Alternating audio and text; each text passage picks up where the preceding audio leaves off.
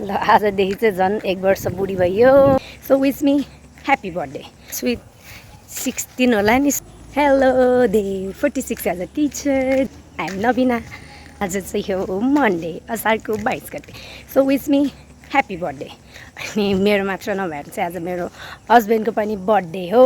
So हाम्रो चाहिँ 1 year gap छ। सो आज चाहिँ हाम्रो बर्थडे। अनि आज चाहिँ मेरो कुनै पनि क्लासमा इक्जाम छैन। फर्स्ट लगेको कपी चाहिँ 5 को चाहिँ चेक गर्नै भ्याएन, 3 र 6 को चाहिँ चेक गरेर ल्याएको छु। हुन्छ again happy birthday to me and my husband. I love you.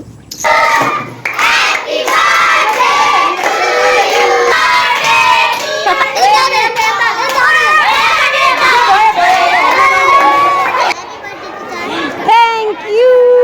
म चाहिँ अहिले घर आइपुगेको है। अनि आज चाहिँ रहेछ मेरो साइन्सको ट्रेनिङ। फेरि के गर्ने, घर आइसकेपछि फेरि ट्रेनिङ लिन जानु पर्यो। होइन, मेरो आज यो बर्थडेको दिनमा जे काम पनि डबल गर्नुपर्ने छ कि के हो। स्कुल पनि 2 चोटि जानु पर्यो आज। अनि त्यहाँ फेरि अघि चाहिँ इक्जामको बेलामा फेरि एन्सर सिट पनि सबै लिएको पनि गर्न मिस्टेक भएर फेरि डबल गर्नु परेको थियो।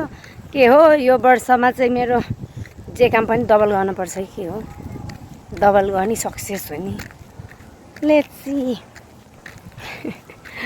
ल आजदेखि चाहिँ झन् 1 वर्ष बुढी भइयो। के गर्नु, अब बुढी भएको दिमागले काम गर्दैन, ध्यान हुँदैन। अनि त्यही भएर चाहिँ डबल गर्नु पऱ्यो जस्तो फिल भइरहेछ।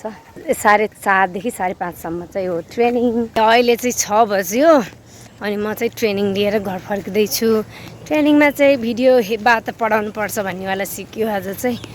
आज चाहिँ मैले मेरो बर्थडे हो भनेर मेरो आइडीमा ह्याप्पी बर्थडे सधैँ भनेर केही पनि हालेको थिएन। थाहा छैन होला कसैलाई नै भनेको थिएँ, बट थाहा रहेछ।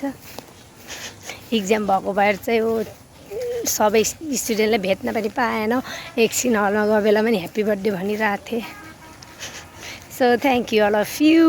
अनि म चाहिँ अब कति वर्ष पुगेँ भनेर के भन्ने हो, स्विट 16 होला नि, स्विट 16 + 10। So I am 26। अब चाहिँ अरू मलाई केही पनि चाहिएको छैन। त्यही बस म आत्तिने बानी चाहिँ कम हुनु पऱ्यो। आई डोन्ट नो कसरी हुन्छ, तर मैले चाहिँ त्यो चाहिँ कम गर्नुपर्ने छ। अरू त ठिकै छ। अब लाइफमा सक्सेस चाहिँ कहिले मिल्ने हो त्यही दिनको प्रतीक्षामा छु।